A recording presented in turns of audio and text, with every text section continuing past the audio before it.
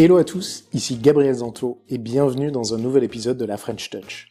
Pour ceux qui ne connaissent pas encore, j'interviewe des personnalités du monde du produit et du design français. En effet, aujourd'hui, lorsqu'on parle de produit ou design, les références restent inlassablement les mêmes. Apple, Google, Intercom, Airbnb, Amazon, Spotify. Mais aujourd'hui, l'écosystème français est, je trouve, suffisamment riche et diversifié pour que nous puissions nous aussi nous exprimer sur ces sujets en toute fierté. Mieux encore, certains de nos compatriotes ont des postes extrêmement intéressants et importants au sein de ces grandes entreprises, comme c'est le cas de mon invité aujourd'hui. Pendant environ 1 heure, j'essaye de mieux comprendre leur parcours, leurs envies et leurs défis au quotidien. On parle également de problématiques très concrètes qu'ils rencontrent dans leurs entreprises. Ça peut être sur le branding, sur l'organisation des équipes, sur la mise en place d'une marketplace ou sur tout autre sujet de leur quotidien. Mon objectif, c'est que vous découvriez une nouvelle personnalité, son parcours, ses conseils, et que vous puissiez vous les approprier pour vos propres projets, vos équipes ou tout simplement dans votre vie. Alors j'essaie de publier un épisode 1 fois par semaine. Vous retrouverez aussi les références et les citations sur le site qui est en lien dans le descriptif de cet épisode. J'en profite pour remercier toutes les personnes qui soutiennent le podcast et qui m'envoient des messages d'encouragement. Alors, mention spéciale à Damien, Arnaud, Hamza, Nicolas, Emmanuel, César, Alexis, Julien, Anna, Adelaine, Marion, Mathieu. Bon, ça commence à faire du monde, c'est cool. Et aussi un grand merci à 3 personnes en particulier, Wilson, Vilia et Noémie, pour leur soutien et leur contribution sonnante et trébuchante. Merci beaucoup, car oui, il est désormais possible de soutenir le podcast sur Patreon. Pensez à vous abonner sur iTunes ou Google Podcast pour être bien sûr d'être notifié de la sortie d'un nouvel épisode. Alors, juste avant que nous passions à notre invité, je voulais refaire une petite annonce. Je lance un autre podcast plus court qui s'appelle Le Pitch. Le but est simple, faire découvrir de nouvelles startups et les aider à obtenir du feedback et de l'aide, le tout en 5 minutes et en podcast. Je vous laisse écouter la petite intro. Le Pitch, c'est un nouveau podcast qui renverse à la fois les codes du podcast et du monde des startups. En 5 minutes chrono, toutes les semaines, une startup va pouvoir vous présenter son projet, son équipe, le problème qu'elle résout, vous parler de son marché, bref, elle va pouvoir vous faire son fameux pitch et essayer de vous convaincre de l'aider. Alors qu'elle soit à la recherche d'investisseurs, de financement pour un projet participatif, de bêta-testeurs, de votes, de partenaires, de clients, voire pourquoi pas de salariés, ces startups auront 5 minutes pour vous convaincre et pas 1 minute de plus. Si leur pitch vous plaît, vous pourrez les contacter directement depuis l'épisode sur votre appli préférée ou sur le site web lepitch.fm. Donc, si vous êtes une startup qui souhaite pitcher ou si vous voulez être informé de la sortie de ce nouveau podcast, il vous suffit de cliquer sur le lien situé dans le descriptif de l'épisode ou de vous rendre directement sur le site www.lepitch.fm. La saison démarre et vous pouvez commencer à booker des créneaux horaires sur le site pour les interviews. Voilà, passons maintenant à notre invité. J'ai la chance de recevoir dans cet épisode Benjamin Lauzier, qui est Product Lead Driver chez Lyft. Alors, est-ce que vous saviez que 1% de la population active aux États-Unis conduit pour Lyft ? C'est hallucinant. Le service précurseur de VTC, qui a été lancé en 2012, est aujourd'hui présent dans plus de 95% des villes américaines. Benjamin a rejoint la start-up alors qu'elle n'avait qu'1 an d'existence et où il y avait tout à faire. 6 ans plus tard, et avec un peu plus de 4,9 milliards de dollars levés et près de 4000 collaborateurs, Benjamin nous explique que la start-up n'en est encore qu'à ses débuts. On parle de data, de liquidité dans la marketplace, des bénéfices et des idées toujours plus innovantes qui sont proposées aux chauffeurs, avec notamment l'offre de location de véhicules via Hertz qu'a mise en place Benjamin. Il revient aussi souvent sur la culture d'entreprise qui est très forte chez Lyft et centrée autour de l'humain. Alors on va parler de son parcours entre marketing, growth et produit, de ses challenges et de sa grande motivation à tout faire pour aider une partie de la population à trouver un travail simplement à l'aide d'un smartphone et d'une voiture. Voilà. Encore un grand merci à Benjamin pour son temps et pour cette discussion extrêmement intéressante dans un franglais qui est tout à fait incorrigible. Belle écoute à vous en compagnie de Benjamin Lauzier. Merci beaucoup Benjamin de venir sur la French Touch podcast. Tu as fait des études de commerce à Reims. Ce que je trouvais hyper intéressant en regardant un peu ton profil de plus près, c'est que on sent que déjà dans tes études, tu as testé beaucoup de choses. Tu es allé en Chine, tu es allé étudier aux États-Unis aussi, tu as travaillé dans le marketing digital, alors d'abord chez Club Med et aussi en faisant des missions en tant que freelance, auto-entrepreneur, sur le digital, sur le marketing, sur du web development. En 2011, tu retournes aux US, tu pars travailler à New York dans l'agence Funksen, où tu vas notamment travailler sur des campagnes de social media. Puis tu pars sur la côte ouest, à San Francisco, et en 2012, tu rentres chez Cater2Me en tant que Director of Growth pendant près de 1 an et demi. Alors, c'est une petite start-up, en tout cas au départ, et tu vas gérer un peu de tout, donc depuis les budgets médias digitaux, programmes de marketing, donc voilà, toujours cet esprit où plein de choses t'intéressent et tu touches à beaucoup de trucs qui sont liés au digital. En 2013, tu rejoins Lyft, d'abord en tant que growth hacker, puis tu deviendras le Head of Conversion et Engagement. Et en 2014, par contre, tu changes de cap et tu décides de rentrer dans le produit. Et donc là, depuis maintenant plus de 4 ans, tu es Product Lead chez côté Driver. On est d'accord, c'est bien ça? C'est bien ça. Ok. Alors Lyft, pour ceux qui ne connaissent pas, c'est une entreprise de VTC américaine qui est une concurrente là-bas directe d'Uber. Elle a été créée en 2012 par Logan Green et John Zimmer. Ce que je trouve intéressant à noter, c'est qu'il y a au moins 3 qualités qui sont largement reconnues. Je pense que c'est un peu un consensus autour de Lyft. La première, c'est la simplicité d'utilisation. C'est vrai que pour avoir un peu manipulé l'application, même si elle n'est pas disponible en France, on sent qu'il y a un gros travail qui est fait de ce point de vue-là. Deuxièmement, et c'est hyper important, c'est l'importance qui est accordée à la qualité de l'expérience utilisateur. Alors, à la fois côté passager, évidemment, mais aussi et surtout côté conducteur. Et ça, on va vraiment revenir dessus parce que j'ai vu des trucs absolument incroyables sur l'ensemble des services qui sont proposés aux drivers chez Lyft. C'est limite, quand je lisais ces trucs-là, je me disais, merde, j'ai envie de devenir driver, quoi. Vraiment. Et la troisième, c'est, alors là, j'aimerais bien que tu me reprennes ou pas. Pour moi, Lyft a été un des pionniers, justement, du covoiturage entre particuliers. Et Ouais. je voulais pas dire de bêtises, notamment vis-à-vis de Blablacar, parce que enfin covoiturage.fr, ça remonte quand même à 2008. Donc je voulais voir un peu. J'ai l'impression que ça s'est fait. Les deux ont émergé un peu à la même époque. Ouais, en fait, Lyft a été un pionnier de plusieurs concepts clés dans le VTC maintenant. Et donc, je suis désolé d'ailleurs, il y a plusieurs termes que je connais pas encore le terme Dis en français. anglais, ouais. Donc, Lyft à la base, c'était un truc de covoiturage très similaire à Blablacar. Donc, je sais pas lequel est arrivé en premier, mais je pense que ça s'appelait Zimride. Et donc, Zimride, ça a commencé j'ai envie de dire, peut-être en 2008 d'ailleurs, ouais, quelque chose comme ça. Et donc, l'entreprise a grossi, etc. Et Lyft, en fait, est arrivé dans un hackathon. Donc, c'est pendant une semaine, tous les ingénieurs font genre hack des quelques projets. Et donc, il y a eu cette idée, en fait, de faire du covoiturage à l'échelle d'une ville, en fait. Donc, j'habite dans ce quartier-là, je cherche quelqu'un qui peut m'amener là-bas. À l'époque, Uber était une plateforme uniquement qui donnait des rides pour des limousines ou des black cars, en gros. Et donc Lyft a été vraiment la première entreprise à vraiment populariser ce concept de tout le monde qui a une voiture et un smartphone peut être un conducteur en fait. Donc à la base, par exemple, c'était un modèle qui était basé sur des donations, donc il n'y avait pas de prix fixe. Ouais. C'était une donation, je te dépose dans tel arrondissement et voilà, tu as une donation suggérée, à toi de décider si tu veux me donner plus ou moins. Et le modèle est parti un peu de là, quoi. D'accord. L'autre concept que Lyft a aussi été pionnier, c'est la concept des courses partagées, en fait. Donc avoir plusieurs personnes dans la même voiture.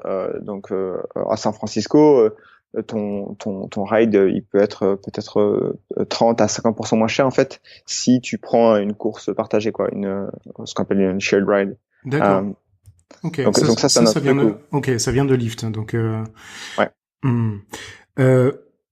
Félicitations. Alors là, je lisais, vous êtes startup numéro 1 dans le classement LinkedIn cette année. Donc, c'est un peu l'équivalent de startup où il fait bon vivre. Je vais commencer par un truc, alors, un peu pushy, mais Lyft est aussi connu pour ses levées de fonds. Alors, c'est assez dingue. Je suis allé regarder dans le détail. Donc, en juin 2018, elle signait sa levée I. Je ne savais même pas que ça existait. Avec près de 600 millions de dollars. En tout, ça représente 4,9 milliards de dollars qui ont été levés en 10 ans d'existence. Alors, auprès d'investisseurs absolument prestigieux, il y a eu Founders Fund, il y a eu Andreessen Horowitz, il y a eu Rakuten, General Motors aussi, qui a mis au pot, donc en lead investisseur, comme Capital G, donc qui est le fonds d'investissement de Google, qui a d'ailleurs lui tout seul a investi plus d'1,5 milliard de dollars. Bref, que du beau monde, énormément d'argent investi au cours des 10 dernières années. Alors ce qui me surprend, et je l'ai dit un peu tout à l'heure, quand je vois tout cet argent levé, comment ça se fait que vous soyez pas présent en Europe, en France? C'est une bonne question. En fait, je pense que la levée de fonds et le besoin de capital, c'est un thème qui est assez commun dans le monde du VTC. Tu regardes Uber, c'est un peu à la même échelle, quoi. Ouais. Et en fait, le problème, c'est que VTC, et surtout à l'échelle de la vision de Lyft, c'est quelque chose qui a besoin d'énormément de capital. Parce que quand tu lances un nouveau marché, il faut que tu arrives à ce point d'inflexion où il y a assez de liquidité dans la marketplace pour que l'expérience soit suffisante du côté passager et du côté conducteur. Mais jusqu'à ce que tu atteignes ce point-là, il y a un peu une part de subsidy qui a besoin d'être là. Donc t'imagines, tu lances un nouveau marché, c'est un peu le chicken and egg problem, Ouais. où tu lances un nouveau marché, et ben forcément il y a aucun ride, du coup les conducteurs ils ont pas forcément envie d'attendre sur la route pendant 8 heures, donc il faut faire des promotions, des incentives pour garantir aux passagers qui vont télécharger l'application pour la première fois qu'ils vont avoir un ETA de moins de 3-4 minutes par exemple. Et du coup c'est beaucoup de promotions de conducteurs. Pareil du côté passager, on veut pas attendre 30 ans, donc il faut il faut seed un peu la demand et commencer à faire des incentives du côté passager. Et donc tu scales la marketplace en fait des deux côtés comme ça pendant plusieurs mois jusqu'à arriver à ce point d'inflexion où là le marché est assez liquide en fait pour se sustain lui-même. Ouais. Et quand tu dis marché, j'imagine il y a deux niveaux. Il y a le premier niveau qui est la couverture géographique, parce que Lyft, vous avez une couverture géographique aux États-Unis qui est monstrueuse. Je crois que c'est plus de 95, enfin, je veux pas dire de bêtises, mais 95% des villes. Un truc comme ça, ouais. Ouais. Et le deuxième pendant, on pourra revenir dessus, ou en parler maintenant, hein, c'est sur tout simplement d'autres segments. Donc on pense là c'est la micro-mobilité. On a entendu parler là très récemment à Denver avec les trottinettes. Est-ce que tu peux élaborer justement sur ces peut-être comme tu veux, soit sur la couverture géographique et aussi l'autre qui est la micro-mobilité, ça m'intéresse. Ouais, je vais commencer par la couverture géographique. Pour nous, un marché, c'est vraiment une ville en fait. C'est une ville ou c'est une région. Donc tu vois, Paris, ce serait un marché par exemple. Et donc c'est vraiment construire de la densité en fait à cette échelle, l'échelle d'une ville en fait, pour que le marché parisien, le marché lyonnais, le marché marseillais ou pour nous San Francisco, Boston, Chicago soit assez dense. Et en fait, il y a plusieurs raisons pour lesquelles Lyft a pas été aussi agressif sur son expansion internationale. On a lancé notre premier marché international cette année. On a lancé au Canada à Toronto cette année. Ok, ouais. Qui est le plus américain des marchés étrangers pour le coup. Exactement, exactement. Mais une des raisons clés aussi, c'est vraiment notre approche, ça a été vraiment de peaufiner un peu ce growth playbook en fait. Donc, tu arrives dans une ville, il y a énormément de learnings pour comprendre quels sont les moyens les plus efficaces pour améliorer la rétention de nos conducteurs, de nos passagers.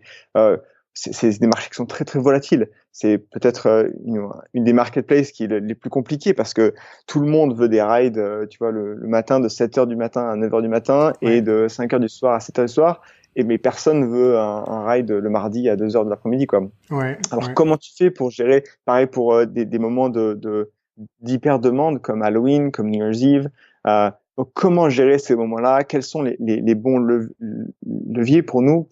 Et ça, c'est un playbook qui prend des années à construire, en fait, pour comprendre quel est le moyen le plus efficace d'avoir un driver qui conduit à cette heure-là ou d'avoir un passager qui déplace sa demande de voir à 6h, il est à 6h15.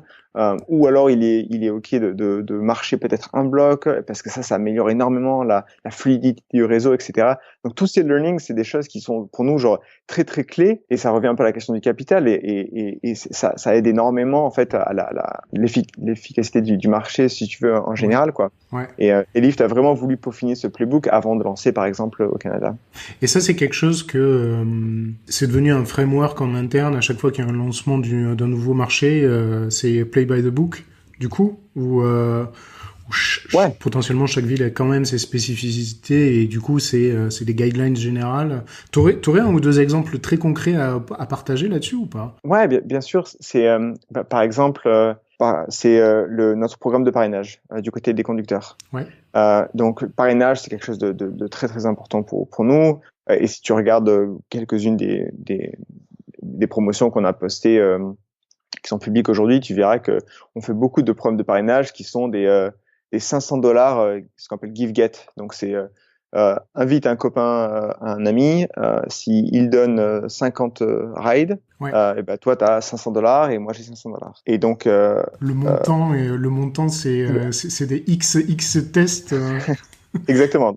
Donc exactement. Donc un, le montant est énorme, et deux, le montant en lui-même est quelque chose qui prend énormément de temps à peaufiner, si tu veux. Donc quand tu lances un marché, comprendre comment créer le bon montant de buzz, comment créer ce halo effect en fait, Ouais. des gens qui invitent leurs amis au moment du lancement, mais aussi comment faire en sorte que que t'as pas tout le monde qui donne 50 rides et après qui arrête parce que voilà, ils ont eu leurs $500, et comment créer plus un habit forming mechanism. Ouais. Donc par exemple, quelques-uns des changements qu'on a fait, c'est au lieu de payer $500 à 50 rides, on a commencé à tester, ok, et si on te donnait au lieu de ça $1 par ride pendant 500 rides, ou $5 par ride pendant 100 rides.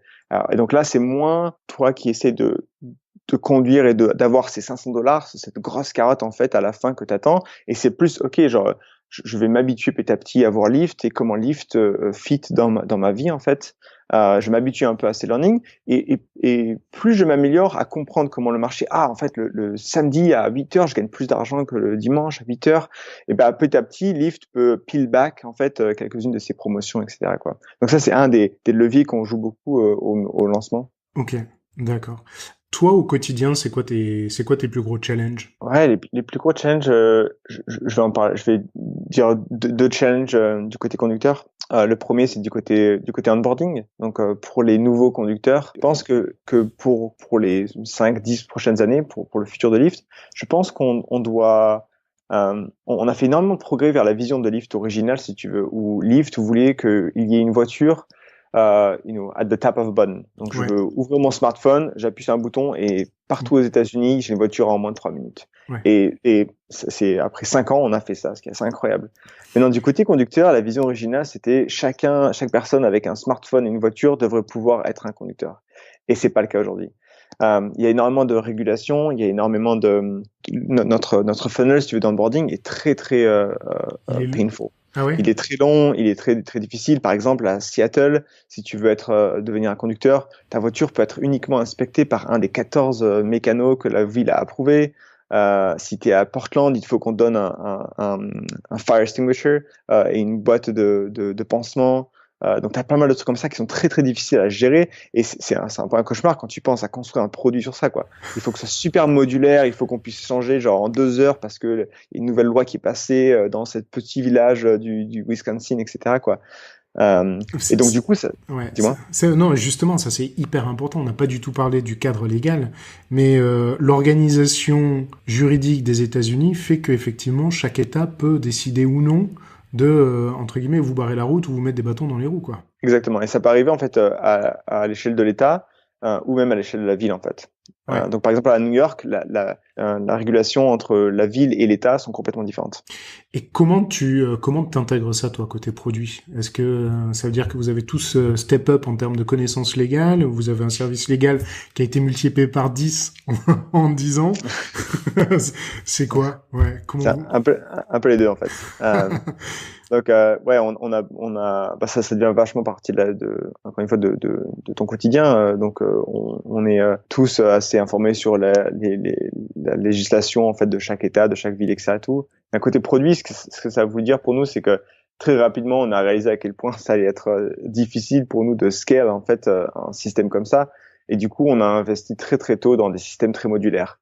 Par exemple, on a beaucoup de bureaux locaux. Donc, je suis un general manager à Seattle, par exemple. Ma ville veut maintenant que tous les conducteurs aient un diplôme de quelque chose ou quelque chose comme ça. Je peux très facilement accéder à une interface qui me permet d'ajouter un document qui doit être requis, mais pas forcément à l'approval. Les conducteurs ont peut-être 30 jours pour faire ça, etc. Donc, on a construit cette infrastructure qui a permis de get engineering out of the weeds of la législation, les lois, etc. quoi. D'accord, ok. Vous permettez plus de flexibilité et d'adaptation locale, du coup. Exactement. Ok. Ouais, du coup, je comprends encore mieux le fait que d'arriver déjà à gérer ça sur le territoire national avant de penser aux problématiques légales qui peuvent exister dans d'autres pays, notamment en Europe où chacun y va un peu de sa sauce, quoi. Quand je t'entendais en parler là, je me disais, en gros, il y a 3 trucs. T'as la partie gross marketing, la partie purement tech, et la partie data. Et je reviens aussi sur la partie data parce que j'avais interviewé Martin Daniel de chez Airbnb qui me disait il y a énormément de data scientists où il y a beaucoup de gens de chez Airbnb qui se font happer par Lyft. Donc j'imagine que la data chez vous c'est quelque chose de monstrueux, c'est un élément fondamental. Ouais. On peut rentrer un peu plus dans le détail de ça. Ça m'intéresse de voir un peu. Déjà en termes d'organisation, comment ça fonctionne toi dans ton équipe? Ouais, bien sûr. Donc c'est le modèle un peu standard d'équipe un peu autonome en fait. Donc chaque équipe a en général un PM, un IM, un engineering manager, un designer, un product marketer et un data scientist ou un analyst. Okay. Et donc c'est l'équipe qui est chargée de bosser sur une mission. Donc ça peut être l'onboarding de nos drivers, ça peut être l'expérience de donner un ride, ça peut être notre programme de parrainage. Donc chaque team comme ça, chaque squad, si tu suis le modèle de Spotify, en fait est un peu autonome comme ça. Vous en avez combien en tout? Donc on est sûrement à, je saurais pas dire, mais je crois qu'au total on a peut-être 500, 700 personnes au total dans l'équipe tech en fait. Ok, tech incluant donc PM, ingénieur, ok. Ouais. Data science et tout. Voilà, produit, ça doit être une centaine de personnes peut-être. D'accord. Et donc chaque squad est autonome, s'occupe d'une partie, une fonctionnalité qui en fait, qui est pas vraiment une fonctionnalité, mais plus un parcours utilisateur, ce que tu me dis. Ouais. Vous avez développé des tools en propre, des tools d'analyse. Comment ça fonctionne? Ouais. Comment vous arrivez à... Ouais. Donc ça c'est un truc où Lyft a toujours investi énormément. Encore une fois, de par la nature de notre de l'industrie, si tu veux, c'est quelque chose qui est tellement data heavy. Si tu es l'entreprise qui n'arrive pas à prédire que il va y avoir un spike de demande dans 1 heure, et ben tout le marché se casse la figure en fait, et tu affectes la confiance que l'utilisateur a. En tant qu'utilisateur, je m'en fiche que Lyft ait pas assez de conducteurs. Si à jour de l'an, j'arrive pas à avoir un Lyft, et ben je vais me tourner vers d'autres alternatives et je vais plus jamais réutiliser Lyft quoi. Donc l'importance de construire un réseau qui est reliable, ouais. C'est quelque chose qui est critical et qui demande énormément de data quoi. D'accord. Donc on a toujours investi beaucoup dans notre data pipeline par exemple, et data engineers, etc. On a beaucoup utilisé des outils comme Looker, comme Mode Analytics, beaucoup d'outils comme ça. Et là maintenant, on commence à être à une échelle où on commence à construire beaucoup de ces outils-là nous-mêmes en fait. D'accord. Donc voilà, beaucoup de trucs comme ça. Pareil pour notre experimentation framework. Ouais.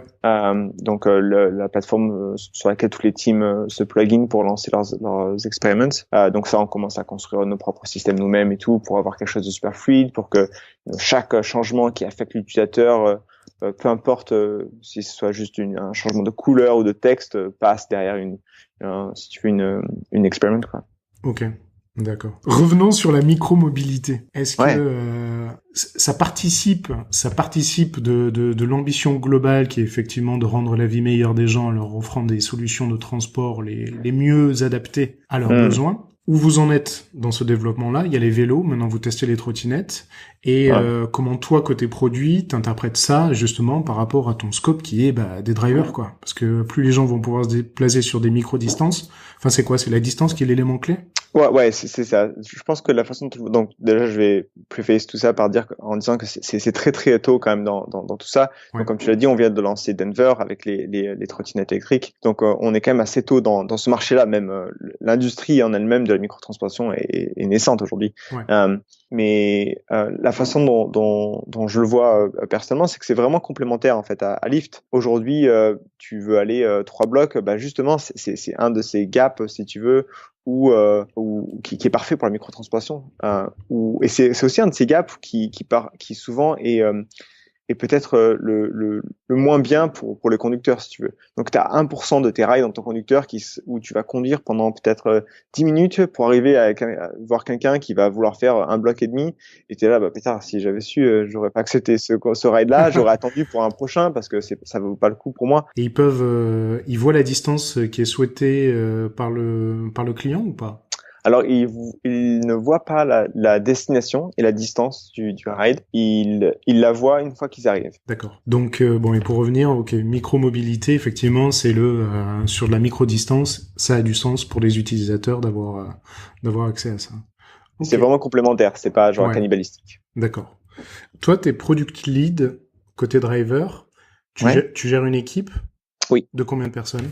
Donc au total, c'est peut-être un peu moins d'une centaine de personnes.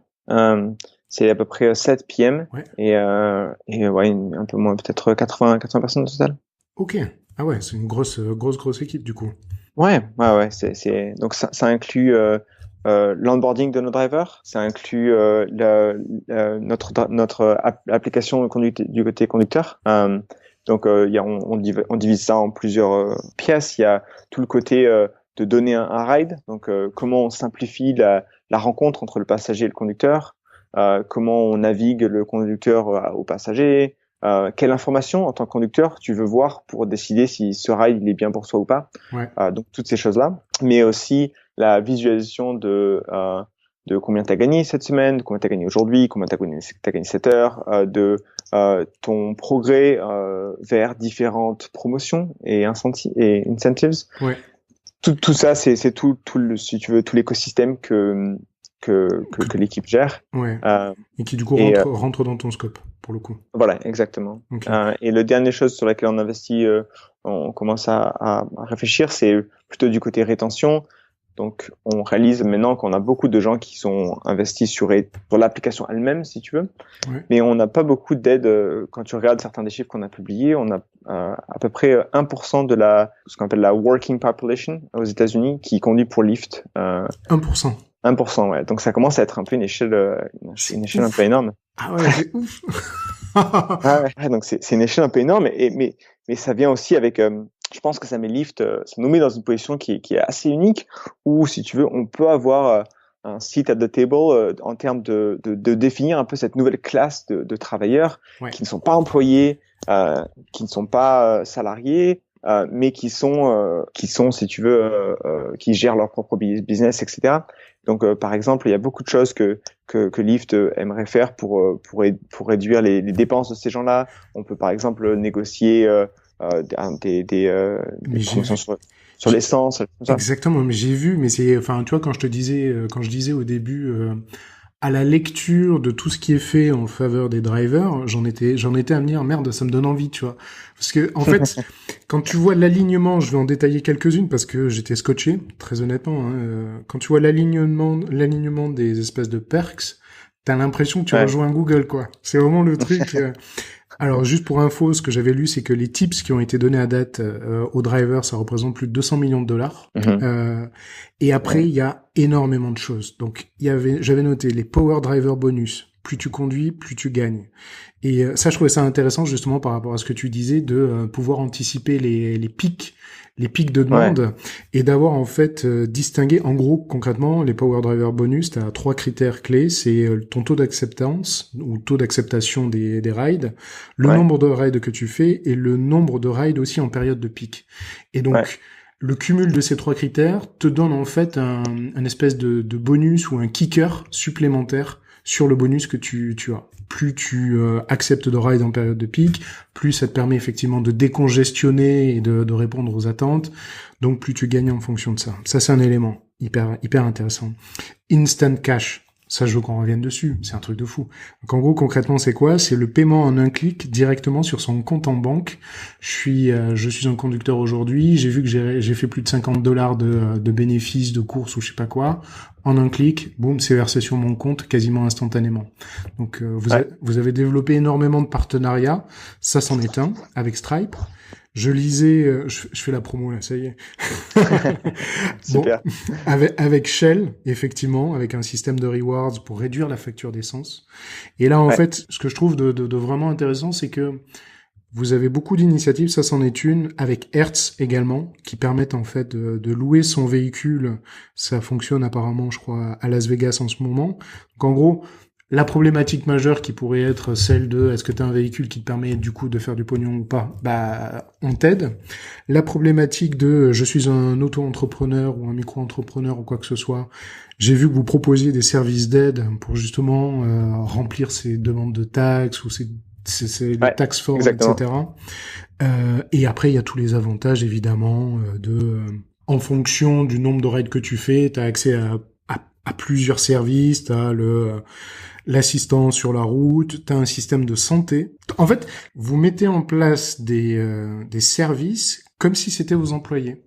Ouais, c'est assez unique. C'est un peu ça que je parlais quand je disais cette nouvelle classe un peu de travailleurs. Mais ouais, c'est beaucoup de choses. Et je pense que tu as touché sur Hertz, qui est un bon exemple dont je peux parler. Donc c'est quelque chose que j'ai lancé ça à la base à Lyft. Donc ça, en fait, un des sortes des premises, c'est que quand tu regardes la population américaine, 50% des job seekers, donc des gens qui cherchent un travail, ou des welfare recipients, donc des gens qui reçoivent des aides sociales, ouais. Exactement, c'est des gens qui n'ont pas de voiture. Donc ça, c'est des gens qui sont à la recherche d'un emploi à plein temps. C'est des gens dans des milieux défavorisés, etc. et tout, qui ne sont pas éligibles pour nous. Et du coup, si tu veux, ça c'est vraiment un système de win-win-win en fait pour nous, pour des entreprises comme Hertz et pour eux, où Lyft peut arriver et dire OK, nous on va te donner une voiture, ça va être une 2017, une Chevrolet Impala. Ouais. Et en échange, toi, il faut que tu conduises, tu vois, 30 heures ou que tu donnes 100 rides à raison de 3 par heure ou quelque chose comme ça. Et si tu fais ça, nous, on te paye la voiture et tu peux utiliser la voiture pour aller faire tes courses, pour aller chercher tes gamins à l'école, pour faire tout ça. C'est aussi super puissant pour ces gens-là, si tu veux, qui c'est vraiment une échelle dans la vie. Et c'est ça aussi qui est puissant, je trouve, chez Lyft, c'est que c'est pas forcément, si tu veux, c'est pas forcément quelque chose que les gens vont faire pendant genre 10 ans d'affilée, mais pour beaucoup de cette population-là, c'est un stepping stone qui est incroyable, quoi. Ça n'a pas été copié du coup par Uber du tout, ça? Alors non, je crois pas. Ils avaient un programme de location de voiture, mais je crois que leur a pas du tout marché. En fait, ils avaient un modèle assez différent sur du lease, ouais. Et pas du. Nous, on est vraiment sur de la location, et je crois que leur a pas marché. Je crois qu'ils ont dévesté un peu de ce programme. Vous, c'est de la location avec des tarifs négociés. On est d'accord? Ou pas? Exactement. Ok, d'accord. Et vous avez donc c'est un partenariat avec Hertz. Il y a d'autres sociétés de location. Vous souhaitez l'étendre ou pas nécessairement? Ouais, on souhaite l'étendre. Donc on a un partenariat avec Hertz, on a un partenariat avec General Motors. Où General Motors, pareil, ils ont beaucoup de voitures qui reviennent, qui sont off lease en fait. Et donc et ça va permettre d'utiliser ces véhicules-là. Et là, on commence aussi à créer un peu notre propre programme de location de voitures où on achète nos propres véhicules et on peut les louer aux conducteurs directement, quoi. Toi, tu t'es baladé un peu partout dans le pays pour voir un peu concrètement comment ça se passait. C'est quoi ton approche justement? Ouais, donc on a deux mécanismes en fait. On a ce qu'on appelle notre Driver Advisory Council. Donc c'est un conseil de conducteurs en fait qui sont représentants de leur marché. Donc c'est à peu près une douzaine de conducteurs qui représentent la Californie, qui représentent New York, qui représentent les marchés moins denses, etc. Okay. Et donc ça, c'est des gens qui ont signé un peu des agreements un peu spéciaux avec nous, et on peut se permettre de leur montrer plusieurs choses. On peut leur dire, nous on aimerait beaucoup faire ça pour les conducteurs, mais tu vois, ça marcherait pas à cause de tel effet, etc. Aide-nous à construire un meilleur produit. Donc on a ce mécanisme qui est super puissant, et donc tous ces gens-là, ils viennent à San Francisco une fois par mois, je crois, pour avoir des conversations avec les fondateurs, avec les équipes produits, avec les équipes design, etc. Et après, l'équipe Lyft en elle-même à San Francisco fait beaucoup de ce qu'on appelle les city tours. Donc c'est nos exécutifs, par exemple, notre CEO, VPs, etc. Une fois tous les 3 mois, une fois par trimestre, ils vont visiter à peu près 4 ou 5 villes au cours de 1 semaine ou 10 jours, mais des villes toutes petites, pour voir à quel point Lyft marche ou ne marche pas dans ces villes-là. Des villes où Lyft a une part de marché qui est énorme, des villes où Lyft a une part de marché qui est très petite, pour essayer de comprendre un peu, genre... Rester proche du terrain, ouais. Exactement, et aussi sortir de la moyenne, parce qu'en fait, la moyenne, l'average, c'est un peu dangereux à cette échelle, parce que tu as tellement de variabilité, si tu veux, entre les marchés, entre les conducteurs eux-mêmes, entre les passagers eux-mêmes, que c'est très facile de voir l'average et ne pas voir l'average bouger quand tu as des segments un peu clés que l'entreprise est en train de perdre ou est en train de gagner, mais sans vraiment capitaliser sur ces learnings-là. Ouais. Quand c'est comme ça, comment tu fais pour faire des tests utilisateurs, justement, parce que là tu demandes à des gens, dans le cas d'une location de voiture c'est peut-être un peu différent, mais ça m'intéresse de comprendre comment c'est une des problématiques que j'ai interviewé d'autres personnes qui sont dans le monde du VTC, et un des éléments qui revenait, c'était effectivement comment tu arrives à faire un test utilisateur et aider les gens à se projeter dans une situation, dans un environnement de test, alors qu'ils n'y sont pas forcément. Comment toi tu réponds à cette problématique-là? Bon, c'est très très spécifique, mais par exemple, si tu as besoin de faire un test utilisateur pour quelqu'un qui fait son premier ride, c'est scénarisé? Est-ce que, je sais pas, dans l'application, vous avez un mode test? C'est quoi les trucs? Ouais, on fait beaucoup de... Alors, c'est pareil, la user research, c'est quelque chose qui est très très clé à Lyft. Et donc, on fait beaucoup de scénarios, on fait beaucoup de prototypes pour tester ce genre de scénarios. Donc, par exemple, pour le modèle que tu viens de décrire, c'est assez simple. On prend les gens qui viennent juste on prend 100 personnes qui viennent juste de apply sur notre site web pour devenir des conducteurs. On leur envoie un email et on leur dit, OK, on aimerait que tu fasses partie d'un truc de recherche. Est-ce que tu as de l'expérience? Et donc, pre-selection questions. Okay. Les gens répondent, est-ce qu'ils ont déjà vu l'application, etc. Et avant même qu'ils touchent l'application, on peut les faire venir, leur dire, voilà à quoi l'application ressemble, quelles sont tes questions, etc. Et c'est quelque chose que Lyft on a construit beaucoup de process autour de ça. Un exemple que j'aime beaucoup, c'est ce qu'on appelle notre DITO programme. Donc, DITO, c'est Driver in the Office. Ah, et donc, top, on a parlé du côté passager, donc ça s'appelle le PAXITO, Passengers in the Office. Et donc, ça, ce que c'est en fait, c'est notre user research team qui a fait ça. Ouais. Chaque semaine, il y a 4 passagers, 4 conducteurs avec des profils un peu différents qui viennent à Lyft, dans les bureaux, dans une salle de recherche un peu spéciale. Et on a commencé ça très très tôt, donc il y a peut-être 3-4 ans quand Lyft était relativement petit. Et donc ce que ça veut dire, c'est que en tant que PM, je peux juste sign up pour quelques questions. Je suis en train de bosser sur une problématique, je suis en train de bosser sur un challenge, sur un produit. C'est très très facile pour moi d'avoir du feedback sur le produit. Je peux m'asseoir avec 5 utilisateurs, leur montrer un prototype que j'ai construit avec design et voir quels sont leurs gut reaction un peu sur ça, ouais. Quels sont les problèmes qu'ils ont, etc. Et donc ça fait une feedback loop qui est très très tendue, si tu veux, et qui permet de faire que la recherche, c'est pas quelque chose qui est très coûteux, très overblown, ou ok, c'est 3 semaines de research. Non, c'est quelque chose qui est très petit. Alors, tu vas pas avoir des super in-depth, quoi, mais c'est un moyen très rapide d'itérer, en fait. Ouais, de valider des hypothèses et d'itérer rapidement, quoi. Ouais, c'est top, ça. Exactement. Ouais. Moi, une des questions que je me posais, c'est est-ce que ton objectif principal, c'est de faire gagner plus d'argent aux drivers? Est-ce que c'est ton KPI principal ou pas? Alors, c'est un des KPI principaux. C'est le KPI principal, c'est une des unités qu'on regarde beaucoup, c'est ce qui s'appelle a driver hour, donc 1 heure d'un conducteur. Et donc en gros, il y a deux unités un peu clés, donc c'est un peu une simplification ça, mais il y a deux unités clés. Il y a le nombre de driver hours, donc d'heures conducteurs, et il y a le nombre de sessions des passagers. Donc combien on a de app opens quoi, du côté passager. C'est pour En fait, c'est le fill rate un peu ou pas? exactement, ouais, c'est juste le eyeballs ou le nombre de page views en gros sur Ok.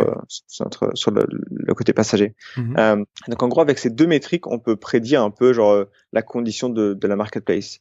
Donc par exemple, on sait que pour donner 1000 rides, on peut faire ça avec différentes combinaisons de driver hours et de sessions. Donc on peut donner 1 million de rides avec énormément de driver hours, mais très peu de sessions. Et donc ça veut dire que il y a un conducteur à chaque coin de rue. Alors c'est super parce que la voiture la plus proche elle est toujours à 45 secondes de toi. Par contre, ça affecte utilisation, ça affecte les earnings des drivers, etc. Ouais. Ou alors on peut faire l'inverse. Et ça c'est plus le modèle de New Year's Eve où t'as genre énormément de gens qui ouvrent leur app, mais t'as très peu de conducteurs. Et là du coup c'est l'inverse, donc c'est très très high utilization. Ouais. Mais des très longues ETAs où donc t'attends peut-être 10 minutes pour ton ride. Et là, Et donc, t'as cet effet aussi de tu paies un supplément parce que c'est une période de pic. exactement. Donc on a ça. Et donc du coup, genre donc les équipes du côté passager vont avoir une tendance à regarder plus le nombre de rides qui sont requested, en gros, qui sont demandés du côté passager. Et du côté des conducteurs, c'est un peu plus ce concept de ok, combien de supply en fait on apporte dans la marketplace. Donc combien de driver hours on apporte. Et donc ça, c'est une fonction qui dépend énormément des earnings, donc de ce dont tu parlais. D'accord. Ok. Donc ça, c'est les KPI que toi et que vous avez définis. J'imagine que vous fonctionnez, enfin, de manière plus macro au niveau de l'organisation avec des OKR ou l'équivalent. Ouais. Ouais. Ouais, ok. Ouais. Ouais. Si tu devais expliciter, ce qui m'intéresse, c'est ton expression à toi de ce qu'est la vision de Lyft. T'as commencé en explicitant que t'es porté par la vision de Lyft. C'est quoi? C'est quoi la vision de Lyft ou c'est quoi ce qui m'intéresse dans la vision de Lyft? Les deux. Et euh, je pense que une différence assez fondamentale avec Lyft par rapport à la compétition, c'est vraiment le poids que les gens, the people element, a dans l'entreprise, si tu veux. Donc c'est quelque chose qu'on value énormément en interne. Donc je te parlais de la recherche avec les conducteurs, mais c'est pareil, on amène énormément de conducteurs, donc nos conducteurs les plus fidèles, ceux qui sont dans l'entreprise depuis genre 3, 4, 5, 6 ans, sont des gens qu'on amène dans nos all hands devant tous les employés. On célèbre leurs anniversaires, on célèbre leurs histoires. Donc toutes les 2 semaines, all hands, on parle de ces histoires incroyables du passager qui a aidé le conducteur, etc. Donc ça fait vraiment partie de l'identité de l'entreprise. Ouais. Et ça a une valeur que je m'y attendais vraiment pas en fait dans plein de choses. Par exemple, ça limite énormément les politiques internes dans l'entreprise. Parce qu'il y a ce sentiment qu'on est tous en train de bosser vers a greater cause. On est tous en train de bosser vers faire le monde un peu meilleur, limiter car ownership, etc. Ouais. Faire en sorte que cultiver cet esprit d'entraide, ces communautés, etc. Et donc ça, c'est quelque chose qui m'intéresse énormément et qui crée une culture très très positive dans l'entreprise et très très motivante en fait pour les équipes. Et donc ça, c'est la traduction de ce qu'est la vision, de ce qui est porté effectivement par les fondateurs. Exactement. Ok. La mission de Lyft en elle-même, c'est improve people's lives through the world's best transportation. Okay. Donc c'est améliorer la vie des gens à travers du réseau de transportation le meilleur du monde, quoi. Pour parler plus de ton profil, tu as évolué du marketing vers du growth. Alors, j'ai dit growth hacker quand tu as été embauché chez Lyft. Ouais. Mettons fin une bonne fois pour toutes. Je t'invite à donner une définition de ce que c'est. Ça m'intéresse. trop risqué comme question, trop risqué. Je passe. Je passe, Joker. Non, en fait, je peux donner un peu de contexte sur mon rôle à la base, mais donc j'étais embauché au début sur un profil assez growth, aussi à un moment où ça faisait qu'une seule année que Lyft existait. Donc il y avait beaucoup d'infrastructures qui devaient être mises en place pour Lyft, beaucoup de choses autour des payments, la fraude, de beaucoup de choses comme ça. Donc j'ai été embauché du côté growth avec une équipe, on avait 4 personnes à la base, et la mission était un peu genre grow the business quoi. Donc c'était assez open-ended, et donc ce que j'ai commencé à faire en fait c'est deux choses. J'ai construit 2 équipes, une première équipe engagement, et donc ça c'est ton CRM de base, donc tous les comprendre tout notre life cycle messages qu'on doit envoyer aux utilisateurs. Donc par exemple, je suis un conducteur, je viens de sign up, mais je fais rien d'autre. Quel est le meilleur message pour moi? Si je suis un female driver, si je suis une femme, est-ce qu'on devrait peut-être me parler plus de la sécurité, de à quel point Lyft c'est safe? Si je suis un étudiant, est-ce qu'on devrait peut-être me montrer plusieurs messages de d'autres étudiants autour de moi qui font ça, qui conduisent pour Lyft, etc. Donc ça, c'était une première équipe qui était en charge de tout ce système de messaging. Et après, j'ai construit une deuxième équipe qui a construit un peu tous les growth levers, les leviers un peu de croissance dont je parlais un peu au début. Ouais. Donc par exemple, on n'avait pas de problème de parrainage. Donc mon équipe a construit les équipes de parrainage, les programmes de parrainage du côté passager et du côté conducteur. On a construit beaucoup de notre onboarding funnel du côté conducteur et du côté passager. Des questions un peu simples, mais par exemple, sur un programme de parrainage, pour un passager, est-ce qu'on devrait t'offrir un ride gratuit pour ton premier ride? Ouais. Ou est-ce que ça devrait être $5 ou $10 ou $20? Donc, ces courbes-là de spend, en fait, à quoi elles ressemblent? Quelle est l'incrémentalité de chaque dollar qu'on dépense sur des choses comme ça? Pareil pour un conducteur. Est-ce qu'on devrait envoyer un conducteur directement vers notre application mobile? Est-ce qu'on devrait d'abord l'onboarder sur le web? Toutes ces questions-là sont ce que l'équipe a fait en fait. Donc c'est devenu très rapidement en fait très similaire à une équipe produit où on avait genre un PM, on avait un designer, on avait 4 ingénieurs qui bossaient sur ça et un data scientist. Qui crunchait la data et qui remontait les infos. Exactement, voilà. Ok, c'était anticiper ma question qui était comment on passe donc du marketing au growth et du growth au produit. C'est juste que c'était logique, d'accord. J'allais dire même du côté marketing, en fait, c'est assez intéressant. Donc maintenant, maintenant que je suis assez deep du côté produit, quand j'étais en France, j'ai fait par exemple un stage dans une agence de publicité à U2U. Et j'avais fait pareil après à Fontaine à New York. Et c'est assez similaire maintenant que je regarde ça, de voir les similarités en fait entre le job que je faisais à l'époque et le job de PM. Ouais. Où en fait, par exemple à New York, c'était un client comme j'ai bossé par exemple avec Disney ou avec Chase, la banque ou des choses comme ça. Et donc Disney disait ok, nous on a cette super campagne, on a ce super produit et on aimerait genre faire un truc, une campagne pour le vendre, le promouvoir. Alors, on n'a pas besoin de bannières, etc. Nous on se spécialisait vraiment sur le marketing viral en fait. Oui.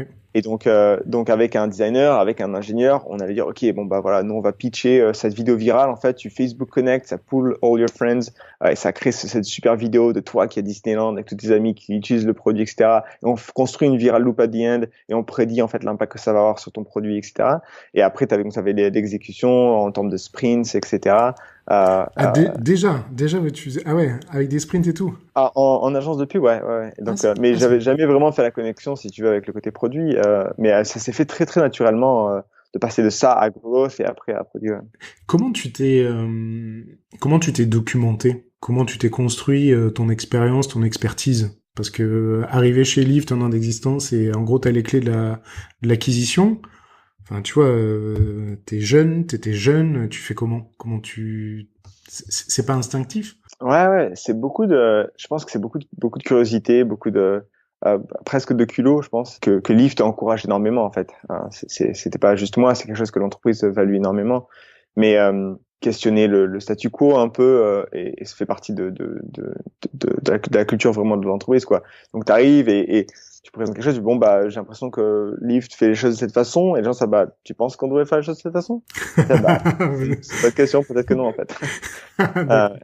Et donc maintenant, même aujourd'hui, avec plusieurs milliers de personnes, les fondateurs, chaque personne d'entreprise a un peu cette mentalité de questionner un peu le status quo et d'encourager les gens à creuser pour former leur propre opinion, si tu veux, et développer cette curiosité, en fait.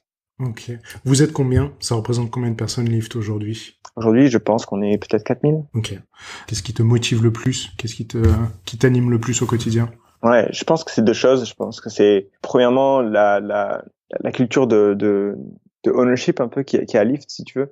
On a parlé de la curiosité, etc. Et tout. Et le deuxième, c'est vraiment l'impact.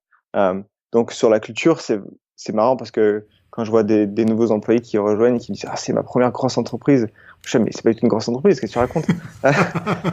Et c'est vraiment quand j'ai rejoint, chaque A/B test avait amélioré telle métrique de 20%, 30%, et j'ai l'impression que c'est toujours le cas. Quand des nouveaux PM nous rejoignent, les commentaires qu'ils font souvent au début, c'est oh mais vous faites même pas encore ça, mais faut faire ça tout de suite. C'est vrai. Et donc t'as une réaction, t'es là genre mais je sais qu'il faut qu'on fasse ça, donc c'est super excitant. Il y a énormément de choses à faire. Ouais. Et on est encore à une échelle où on peut avoir énormément d'impact en fait sur tout ça, donc ça rend ton quotidien très très excitant en tant que PM, en tant que product lead, etc.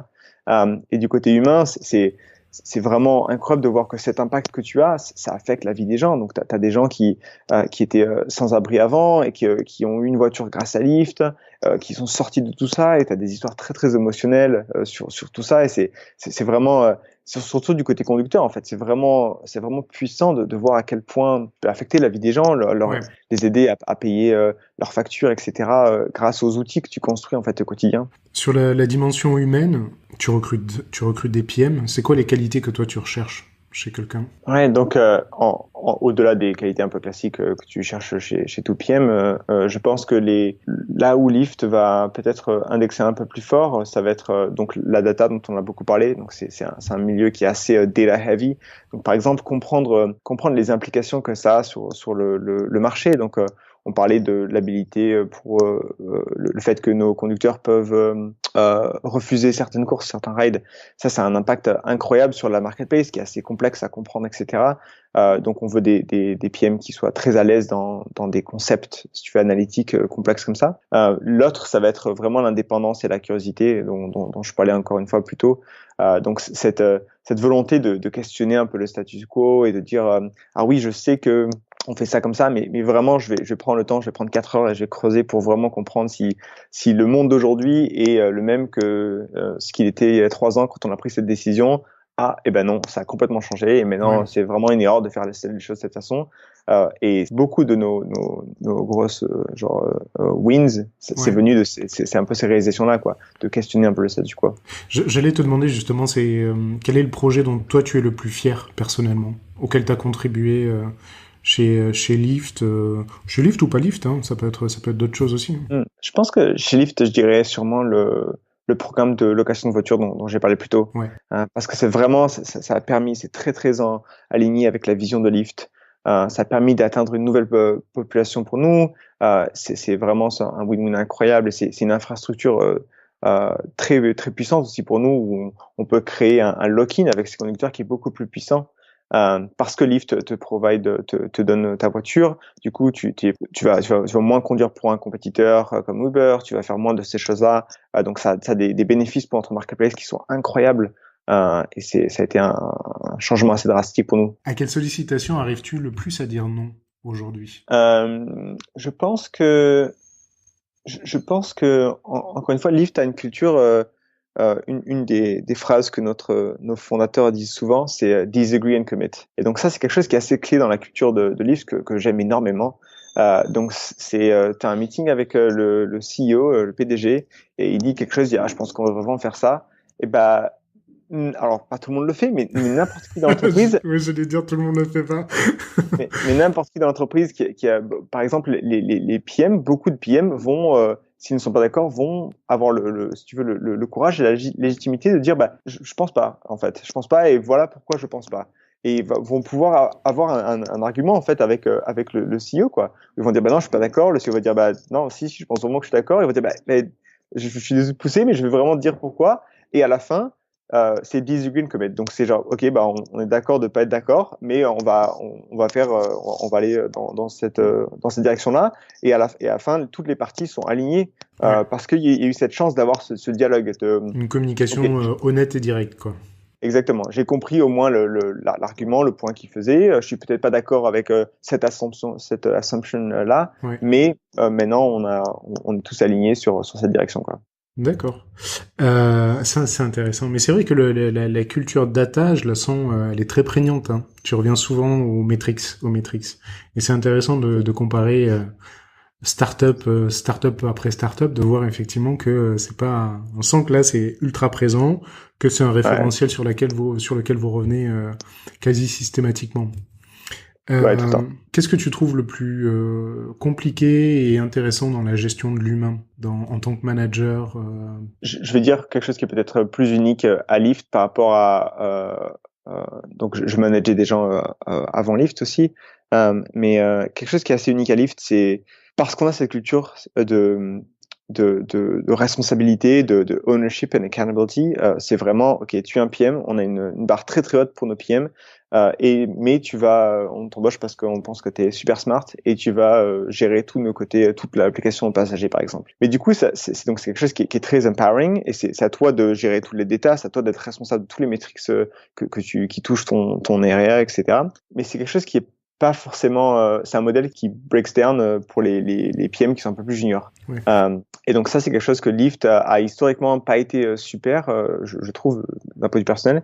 C'est pour aider un peu les PM qui sont un peu plus juniors à bouger vers ce modèle-là. Ok, ouais, exactement. À progresser en interne. Okay, ouais. Exactement. Et donc c'était assez difficile d'un point de vue purement humain ou en tant que manager de trouver un peu cette balance ou de créer de l'espace autour de ces gens-là, de ces PM qui sont peut-être un peu plus nouveaux, pour leur permettre d'évoluer quand l'entreprise en elle-même avait une culture très routée dans l'accountability and ownership. C'est genre, non, c'est le PM sur ça, c'est la personne qui own ça, ou qui est responsable pour ça qui marche pas, pourquoi on n'a pas fait ça au lieu de ça, etc. Ah ouais. Et donc, se détacher un peu de ça en disant genre, oui, alors comment on dilue un peu l'ownership. L'idée, c'est pas de déresponsabiliser complètement, mais c'est dire, ok, la responsabilité est peut-être partagée avec le manager, avec moi, avec mon manager, avec le reste de l'équipe, etc. Okay. Pour des PM qui sont un peu plus juniors, pour qu'on puisse avoir des équipes qui sont un peu plus petites et qui grossissent petit à petit en scope, en fait. Ah, c'est intéressant. Vous avez un programme en interne de développement de compétences, de formation, de justement aider les gens, quel que soit leur job, à grandir un peu dans leur métier. Ouais, donc on fait beaucoup ça. Donc c'est quelque chose on a embauché un nouveau CPO, Chief People Officer, il y a pas longtemps. Et donc c'est quelque chose elle a vraiment apporté de Google. C'est beaucoup de ces process-là. Donc on a beaucoup de training pour les managers maintenant. On a beaucoup de training pour les employés. On a beaucoup de types de training différents pour les employés qui veulent devenir manager, pour les employés pour être plus data-driven, pour beaucoup de choses comme ça. Même notre onboarding pour les nouveaux employés, si tu veux. Ouais. Maintenant, c'est presque 3 ou 4 jours à plein temps en fait, pour comprendre les effets de marketplace par exemple. Donc voilà comment le marché fonctionne, voilà les choses que tu ne t'attends pas, mais à quel point ça a un effet, etc. Et on fait un exercice qui est super sympa. Je parlais beaucoup de l'empathie pour les conducteurs, par exemple. C'est quelque chose que Lyft veut vraiment cultiver. Nos fondateurs eux-mêmes sont conducteurs. Ah Et ouais, donc, génial. donc ce qu'on fait, donc 80% de mon équipe aussi conduit pour Lyft, pour encore une fois vivre le produit, quoi.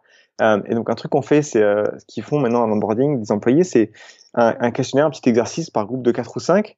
Tu as plusieurs scénarios de Lyft. Ok, ton conducteur il arrive, mais il est 10 minutes et ça fait maintenant 3 minutes et il bouge pas dans le trafic, il bouge pas sur la carte. Qu'est-ce que tu fais? Est-ce que tu annules la course et que tu commandes un autre? Est-ce que tu fais, etc. Et donc bon, tu fais ce petit exercice. Et au bout de 15 minutes, il dit ok, bon bah maintenant on va tourner les tables et maintenant en fait t'es le conducteur et tu vas être sujet à tous les choix que tu as fait en tant que passager. Et donc là, tu vois, bah, t'es coincé dans le trafic, tu viens d'accepter ce truc-là, et là, après 10 minutes, boum, quelqu'un, genre, annule la course. Et bah, t'es coincé maintenant. Et en plus, t'as rien gagné comme argent. T'as rien gagné, t'as un sale rating. Okay, ouais. Exactement. Donc voilà, tu parles du rating, t'as toutes ces choses-là, en fait, et c'est super puissant pour développer cette sensibilité, en fait, des deux côtés de la marketplace, quoi. Ah, c'est intéressant. Ah, je m'attendais à ce que tu me dises, bon, bah voilà des clés. Allez hop. Va conduire. Ok. On a ça aussi, d'ailleurs. Vous avez ça aussi, ouais. Toi, tu le fais? Tu fais un peu ou pas?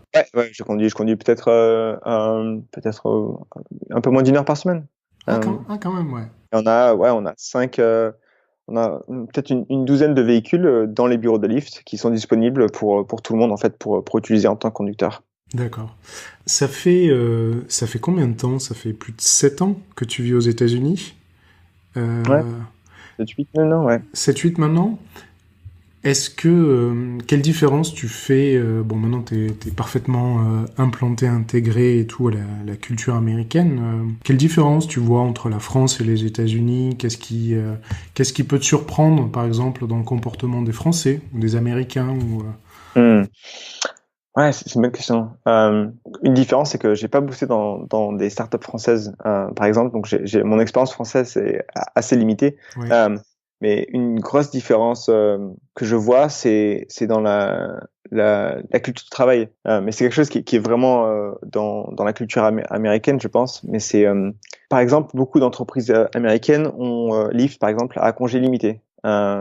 Et donc je pense que ça c'est un symptôme, enfin c'est un exemple un peu parfait de ce que j'essaie d'expliquer, c'est que en fait Lyft s'en fiche si tu viens au travail ou si tu viens pas.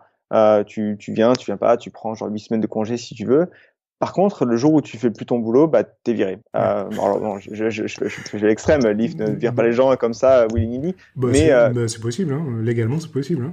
exactement. Mais le point, c'est que légalement, c'est possible. Et le point, c'est que l'entreprise américaine moyenne et même la Bien sûr, startup moyenne va on va le faire. vivre plus facilement basée sur la performance en fait. Ouais. Et ça crée une culture, pas forcément de peur, mais ça crée une culture qui est assez, que je trouve assez puissante et assez agréable où bah le travail ça devient un peu moins un truc où tu check-in en fait et tu te dis bah voilà bah là il est vendredi il est 1h de l'après-midi, bah j'ai envie d'aller voir ma fille à l'école ou un truc comme ça, bah t'as pas forcément besoin de dire à ton chef etc parce que tu sais que tu vas bosser 3 heures le dimanche pour compenser etc. C'est un sentiment qui est un peu plus libéré, je trouve. Ouais, libre et responsable en fait. On en revient à ce côté. D'accord. T'as des origines américaines ou tu t'es découvert en fait une vraie affinité avec la culture américaine? Non, aucune origine. Non, je suis du sud de la France à la base, de Montélimar. Ah, de Montélimar. Ok. Ouais. Et non, j'ai petit à petit, je me suis rapproché des États-Unis. Ouais, ça m'a bien plu. Ok. C'est rigolo parce que t'es vraiment dans la culture de la boîte. C'est hyper, non, mais c'est hyper intéressant parce que, avec le recul, quand je te dis comment, par exemple, comment tu te sens, tu vas me dire, chez Lyft. Tu commences chez Lyft. C'est rigolo. Ouais. mais je pense que les boîtes américaines ont cette espèce de talent de t'impliquer complètement. La culture d'entreprise est hyper forte. Elle s'entretient, elle se développe, et je trouve que les boîtes américaines le font à merveille. Là où ça commence à se développer en France, on prend conscience du fait de l'importance d'avoir une culture, des valeurs, que c'est pas juste le baby-foot, etc. C'est vraiment un sentiment d'appartenance. Tu vois, quand je te dis qu'est-ce qui te plaît chez Lyft, tu vas pas me dire si que je peux aller à 1h de l'après-midi aller voir ma fille à l'école ou quoi que ce soit. Tu crois en la mission qui est déjà de rendre le monde meilleur, de permettre aux gens d'avoir un taf qui leur permet d'eux, etc., etc. Ouais. Non, t'as totalement raison. C'est assez intéressant. Ça fout un peu les lignes entre la vie professionnelle et la vie personnelle en fait. Exactement. De dire que tu vois, tu peux bosser 3 heures le dimanche, tu t'en fous. Tu fais ça parce que t'as envie de bien faire ton travail et tu sais que ton travail va servir une cause en laquelle tu crois. Exactement. Donc ouais, ça peut être 2 heures le week-end ou quoi. Enfin bon, mais ok, c'est hyper intéressant. Toi, c'est une dernière question. Est-ce que tu as un tic? Je l'aime bien celle-là parce que voilà. Est-ce que tu as un tic ou une habitude un peu inhabituelle justement? Écoute, je crois pas. Je réfléchis. Comment? Je suis désolé de te décevoir. Attends, je réfléchis. Non, te force pas. Ouais, non, je crois pas que j'ai tic ou d'habitude de. Tu jures en français ou pas? Non, même pas. Non. T'es complètement dans la culture américaine. Ouais, et mon français devient horrible. Je sais pas si tu vois à quel point je cherche mes mots là, mais parce que j'ai une femme française qui est aussi de Montélimar. Mais le problème, c'est qu'ensemble, on parle franglais en fait. Donc on parle 80% anglais et 20% français. Donc les mots simples comme je, tu, il, ça va être en français. Par contre, la grammaire, la structure des phrases et les mots un peu compliqués, ça va toujours être en anglais. Du coup, c'est super difficile de parler genre 100% français. Ouais. Quand j'arrive en France avec mes parents, ils sont super inquiets pour moi. Ils pensent que je vais faire la boule parce que genre. D'accord, ben ça c'est une belle anecdote, tu vois. Ok, ben merci encore, merci beaucoup Benjamin. Et je t'en prie. C'est top. Voilà, c'est tout pour la French Touch. Alors avant de vous quitter, quelques petites choses. Encore merci déjà à Benjamin pour son temps et pour son retour d'expérience. Vous pouvez le retrouver sur Twitter sous le pseudo @benji, B-N-J-I-I. Comme d'habitude, retrouvez toutes les références, les outils, les personnes qui sont citées dans l'épisode. Pour cela, il vous suffit d'aller directement sur le descriptif du podcast, sur l'appli de votre choix. Vous cliquez dessus et vous serez redirigé sur le site lafrenchtouch.fr. Si vous souhaitez me contacter pour me poser des questions, pour me proposer de nouveaux invités ou juste me faire un feedback, faites-le directement sur Twitter. Le pseudo c'est @lafrenchtouchfm tout attaché. N'oubliez pas non plus de vous inscrire sur le nouveau podcast Le Pitch pour découvrir de nouvelles startups ou pour pourquoi pas pitcher si vous avez un projet à présenter pour lequel vous avez besoin de tester le marché, récupérer du feedback, voire obtenir vos premiers utilisateurs. Rendez-vous sur le site www.lepitch.fm. Je veux prendre un peu de temps aussi pour vraiment vous remercier d'avoir écouté déjà jusqu'ici et j'espère que l'épisode vous a plu surtout. Si c'est le cas, n'oubliez pas, vous pouvez me le dire en mettant un petit commentaire ou une note, 5 étoiles de préférence sur iTunes. Ça motive beaucoup et surtout ça m'aide à faire connaître le podcast. Donc merci pour tout et à très vite pour un nouvel épisode de la French Touch.